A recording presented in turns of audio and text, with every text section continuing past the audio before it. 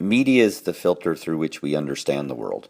As citizens in a democracy, we can't be expected to embrace a civic life without a news media that gives us the knowledge we need to act with confidence in the voting booth, the executive suite, or at home in our communities.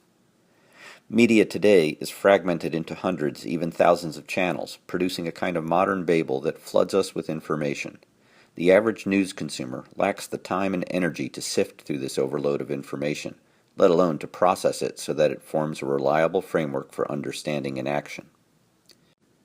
Add to this landscape an entire industry that is devoted to using and manipulating the media to push viewpoints and diminish opposing views, sometimes without regard for facts or the whole truth, and all too often without any resistance from media overseers. The result is a diminishing of trust in the messenger. Tom Rosenstiel, founder of the Pew Center Project for Excellence in Journalism, captured these problems in a book he co-authored with Bill Kovach.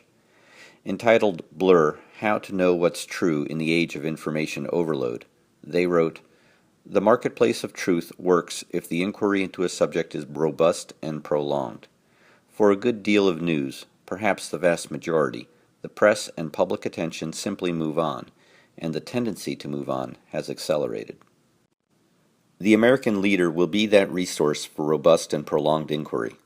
It will gather and summarize data, offer more detail where needed, and provide a constant view of the landscape related to a given social problem, rather than shifting the spotlight to a never-ending stream of select events.